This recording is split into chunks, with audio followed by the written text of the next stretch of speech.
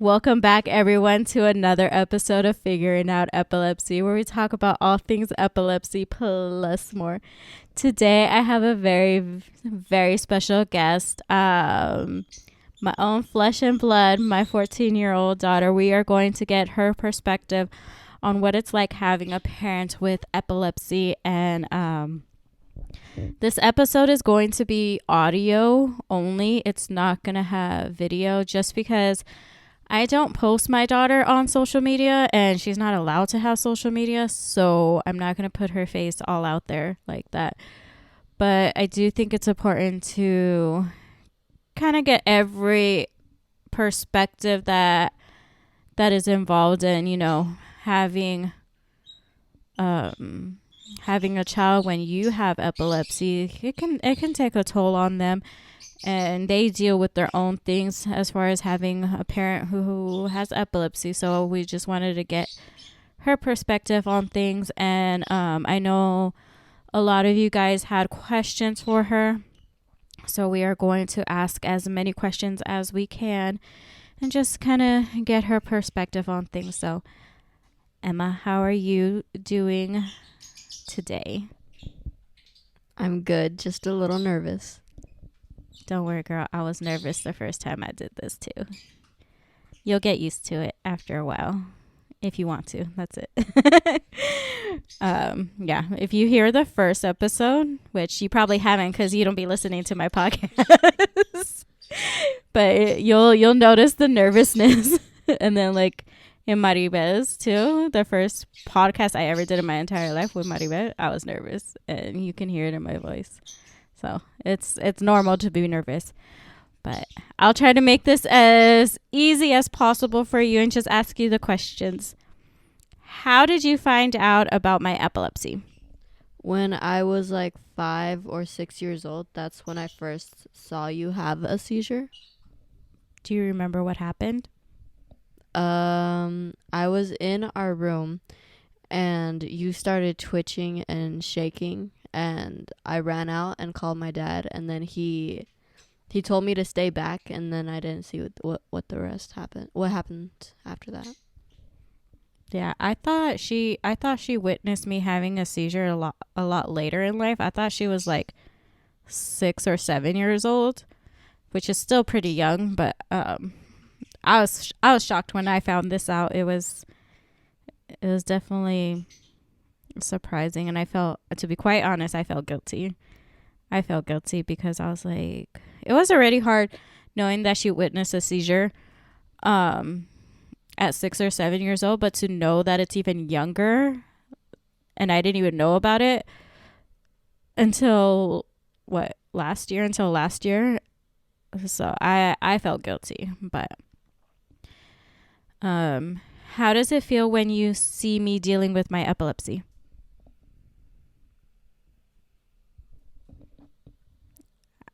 And what I mean by that is like having a seizure, the symptoms, like if I have a headache or I'm nauseous, tired, naps all day, every day. Usually I take a few hour naps throughout the day. So how does it make you feel when you see me going through that? Oh, well, I feel bad for you because it like takes a lot out on your body, and I'm just glad to be able to help you out. You don't feel like you shouldn't be the one taking care of me, that I should be the one taking care of you? No, I don't feel like that. It doesn't annoy you that you had to take care of me sometimes? Because sometimes when I'm not feeling well, she'll make me food, or she'll bring me water, or she'll she'll cover me with the blankets, and she actually does a lot for me. So that's what I mean. No, I don't get annoyed or anything. I like helping you. I honestly think you do, because I could see that it brings you joy when you're helping me. She's so cute too, because she'll even give me like kisses on my forehead and be like, "I love you, Mom." And like, yeah, she's so cute so I do see that she does enjoy helping me. Next question. How would you want me to comfort you if I'm able to comfort you when things get hard with my epilepsy? How would you want me to, let you know that everything will be okay? I don't really need comfort. I think you would need more comfort than I would. Everyone needs comfort. You need comfort too. It must be hard on you too. No, not really. It's not hard on you? No. You just got used to it by this time. Yeah. All right. I think as parents, when we're ill, I think we worry a lot more and we don't give our children enough credit. Because, yeah, she's definitely a strong individual. What's the worst thing about having a parent with epilepsy?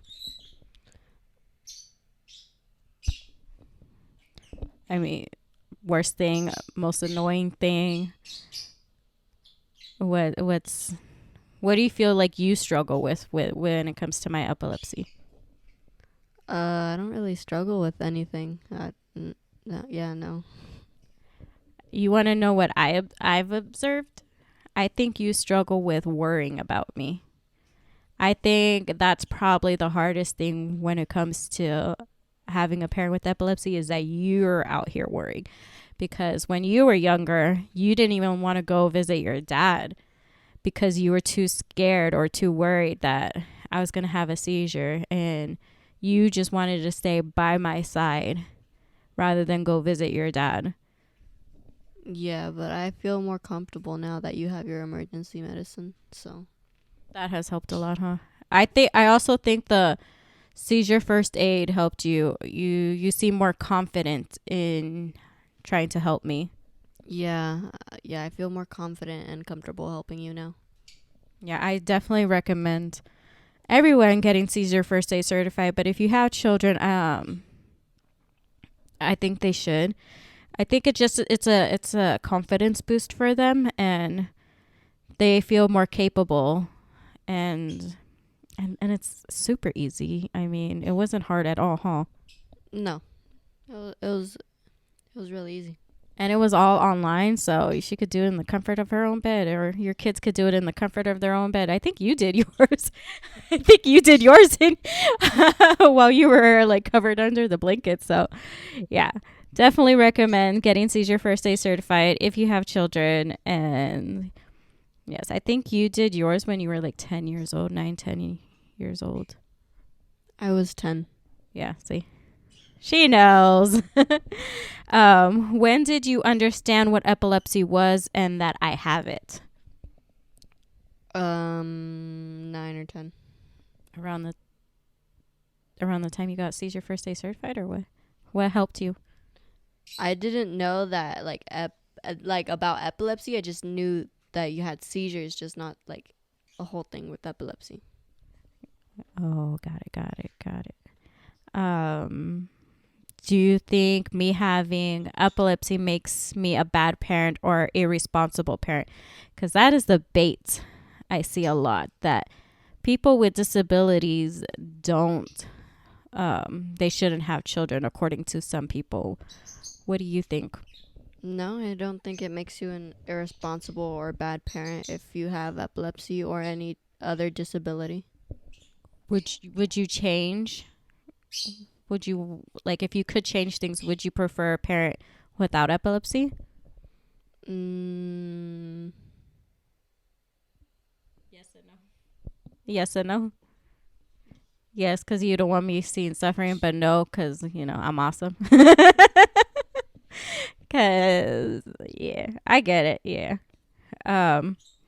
What's your opinion on people having children when they have a disability like epilepsy? I mean, we kind of answered this already, but want to elaborate? Do you think you think they should continue to have children, or do you think they shouldn't? Yeah, I think they should continue to have children. Yeah, I don't think your illness makes you a bad parent. I mean, I've been raising my daughter on my own for 8 years now. I'm not going to say that I do it completely on my own, because I do get a lot of help from her dad's side of the family, and my family, but the majority of the responsibility is on me. And when I mean by help, I mean just like transportation is a huge one. Her dad's side of the family will take her every weekend or whenever she wants, and kind of give me time to rest and things like that. My mom too. They're always telling me, my mom especially, my mom pushes me to go out, because I will not. I will stay inside and just hide away from the world. So I think they see how much I do for my daughter, and they want to give me breaks. So that's what I mean by them helping. My ex-father-in-law also told me that whenever I do get approved to get my driver's license, he will pay for me to take driving lessons and things like that. So, and he's also helped with like repairs in our new place. He says that he's gonna get us a fridge and just things like that really helps out. I'm really blessed to have the people I have in my life. So that's what I mean by helping. But like I said, I am raising my daughter on my own. Her dad is in Oregon, so she sees him mostly during like vacation times. Like last year she spent the summer with him. So but yes. Next question. How do you feel when you saw me have a seizure? Or how do you feel when you see me have a seizure? A little worried and scared that you might hit your head on something, so I make sure to put like pillows around the hard surfaces. I know that you get annoyed with me because I get so stubborn. So when I am about to have a seizure, I know when I'm about to have a tonic-clonic seizure, and I usually tell either my daughter, or my mom, or somebody, and I'm in such denial that that I pretend that I'm not gonna have a seizure, and I know that like my stubbornness gets on everyone's nerves. I think I'm a little bit better now that I have my rescue medicine though. Yeah, you are. Yeah, I just take my rescue medicine and go to sleep. Like before I was more in like, it was just the thought of having to go to the hospital. That's what I hated. And I was like, no, I don't have to go to the hospital. But I usually go to the hospital because I stop breathing. I turn different colors, and yeah. But I think I'm a little bit better now. I'm doing better. I'm getting my life together. One step at a time. Are you worried you're going to develop epilepsy? No, I'm not. Were you ever worried? No, not really. I think I was more worried than you were because I did get her like tested and everything to make sure she's good and stuff, and she's fine. But like for the longest time, especially her getting close to 11 years old, I was so worried because that's when I started developing my epilepsy. And I was like, oh my goodness, what if she develops epilepsy? So like at 10 years old, 11 years old, I was like a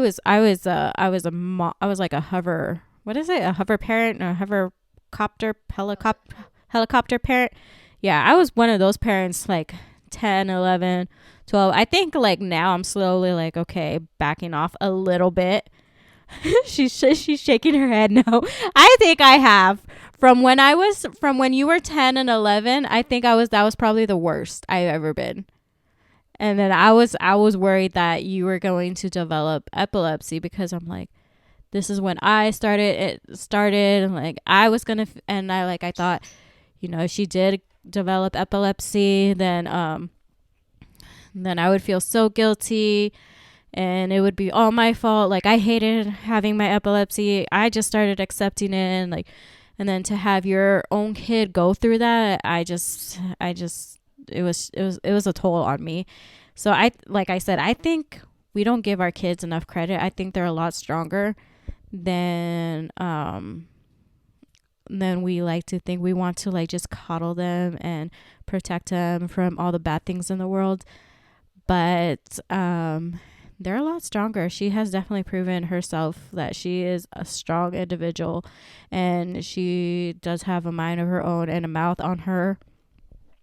I'm telling you, she is definitely her grandpa's grandchild, because her grandpa is the same way. Her grandpa, dude, like, that man, sassy. My daughter spends so much time with him that I think she's developing that same personality. So she's definitely a strong individual, which, I'm not mad at. I just wish it was directed sometimes to other people, not me.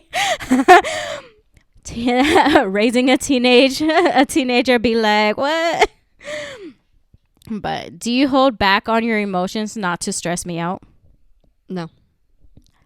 I think she holds back her emotions, not necessarily not to stress me out, but because one, she's a teenager, and that's what teenagers tend to do, and two, she doesn't really like expressing herself that much to people. She kind of likes to bottle things up, and her dad's the same way.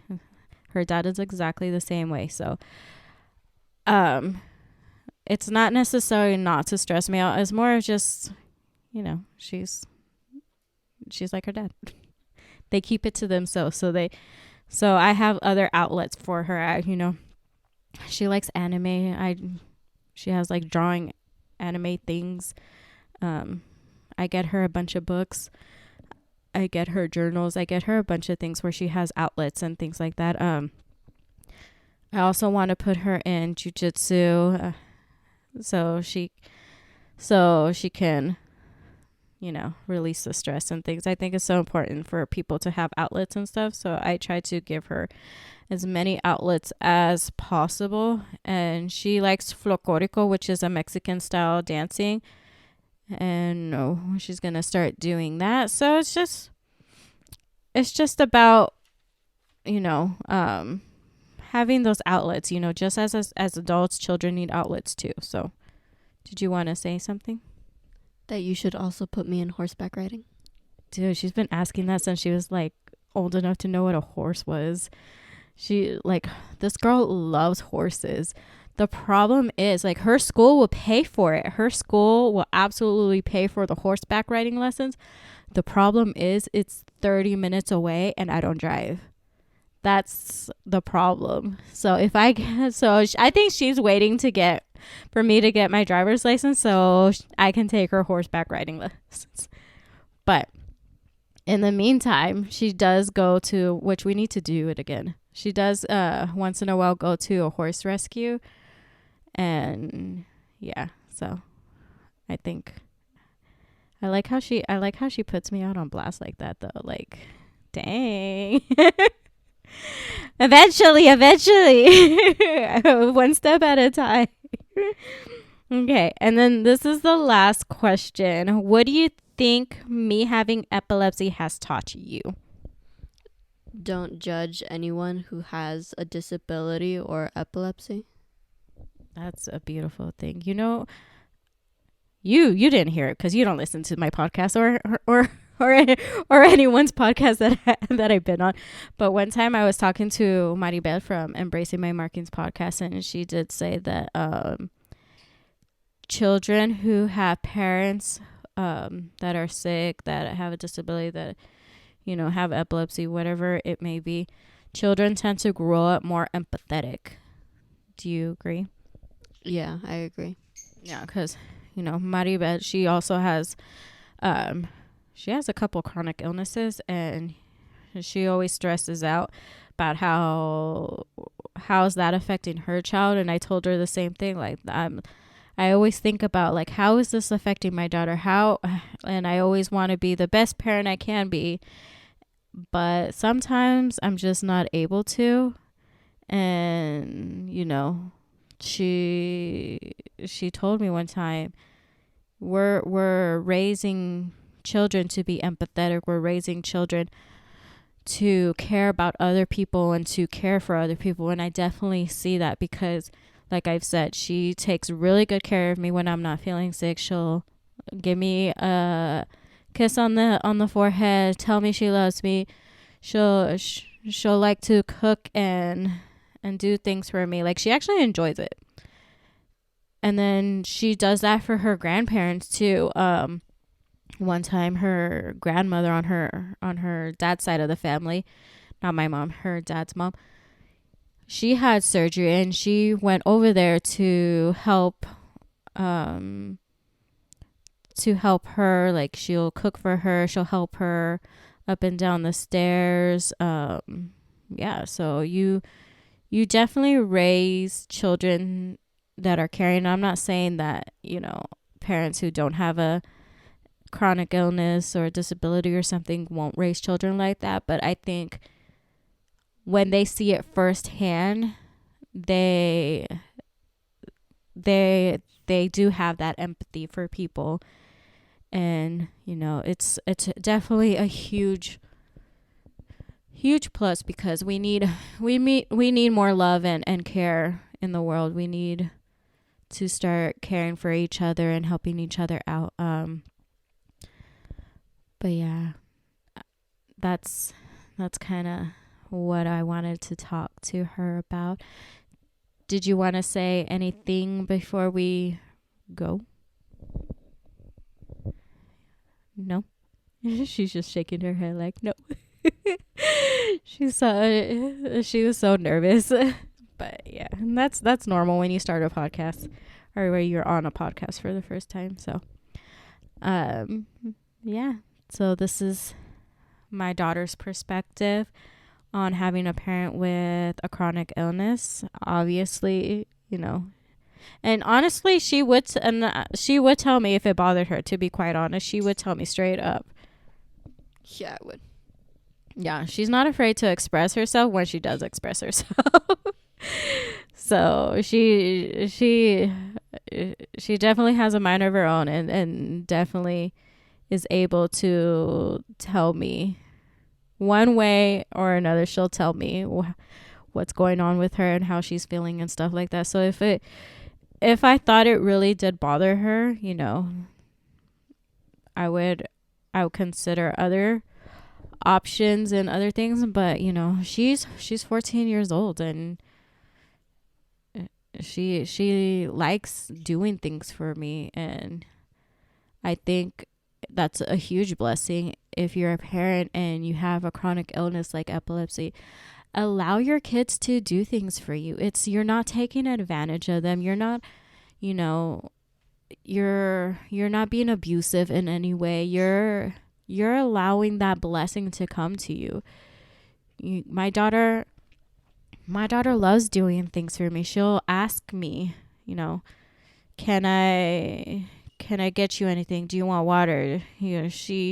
She sees me laying down, she'll put the blanket over me on her own. I'm not even asking her. So it's like, when your kids are out here asking you what they can do for you to just help you out, that's a blessing for you and them, because they're giving out of their heart. They're giving from that willingness to want to help you because they love you. If you are out here telling them like, no, and kind of denying that, you're not allowing them to show that love and affection from their heart. So I know, like, we as parents, I get it. As parents, we want to be the ones who are taking care of our children and them not helping us, so to speak.